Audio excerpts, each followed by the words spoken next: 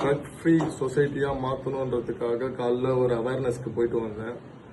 அது போயிட்டு வந்ததுக்கு அப்புறம் ஒரு தப்பான ஒரு ரூமர் கிளப்பிட்டு இருக்காங்க. என்னன்னா, நாங்கள் ஐபிஎல் மேட்ச்க்கு ஒரு 2 இயர்ஸ் பிஃபோர் சம்திங் போயிருந்தோம். பாப்பா பிறந்து கொஞ்ச நாள் கழிச்சு, அது ஒரு 2 இயர்ஸ் பிஃபோர் இருக்கும், டேட் கூட தெரியல. அந்த டைம்ல ஃபேமிலியோட எல்லாரும் ஃபேமிலி ஃப்ரெண்ட்ஸ் எல்லாருமே போயிருந்தோம். அந்த டைம்ல என்னன்னா, ஒய்ஃப் இந்த மாதிரி ஒரு பாப்பா டேப்லெட் முழுங்க மாட்டா, அதை துப்பிடுறா அப்படின்றதுக்காக ஒரு டேப்லெட்டை அதை க்ரஷ் பண்ணி அதை இதுக்கு தண்ணியில கலந்து அதை பாப்பாவுக்கு கொடுக்கணுன்றதுக்காக ஒரு டேப்லெட்டை க்ரஷ் பண்ணி அதை கொடுக்குறோம். ஐபிஎல் மேட்ச் ஸ்டேடியம்ல அவ்வளோ கூட்டம், அவ்வளோ கும்பல், அவ்வளோ போலீஸ் ப்ரொடெக்ஷன், அவ்வளோ பேர் என் பேக்ல ஃப்ரண்ட்ல எல்லாருமே இருக்கிறாங்க. அந்த இருக்கிற டைம்ல பாப்பாவுக்கு ஃபீட் பண்றதுக்கு எங்க வீட்டுல இருந்து கிளம்பி போகும்போது அதை நம்ம க்ரஷ் பண்ணிட்டு இருக்கோம்.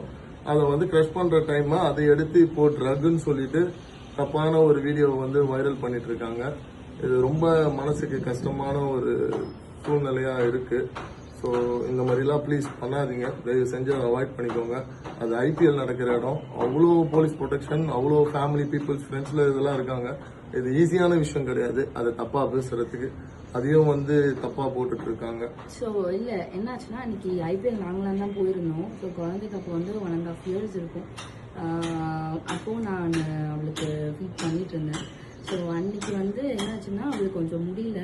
அதனால அது பிஃபோர் ஃபீடிங் இல்லை பிஃபோர் ஃபுட் அவளுக்கு அந்த டேப்லெட் க்ரஷ் பண்ணி கொடுக்க சொல்லியிருந்தார் டாக்டர். ஸோ அந்த டேப்லெட் நான் தான் இவரை க்ரஷ் பண்ணி கொடுக்க சொன்னேன். ஸோ அந்த டைமில் அது வீடியோ எடுத்திருக்காங்க போல். பட் இந்த டைமில் அது வெளியே வந்திருக்கு. ஸோ எங்களோட கடமை அது எக்ஸ்பிளனேஷன் உங்களுக்கு கொடுக்குறது. பிகாஸ் சும்மா நல்ல விஷயம் பண்ணுறப்போவே தப்பாக ரீச் ஆகுது. ஸோ இந்த மாதிரி விஷயம் வெளியே பப்ளிக் கண்ணில் படுறப்போ அது கண்டிப்பாக தப்பாக தான் போகும். ஸோ அந்த எங்கள் சைட்லேருந்து நாங்கள் எக்ஸ்பிளனேஷன் கொடுக்கணும், ஏன் அது நடந்துச்சுன்னு சொல்லிட்டு. அந்த டைமில் சொன்ன மாதிரி அவ்வளோ ஃபுல் ப்ரொடெக்ஷன், அவ்வளோ போலீஸ் அந்த இடத்துல இருக்கிறப்போ எந்த ஒரு விஷயமும் உள்ளே போக முடியாது.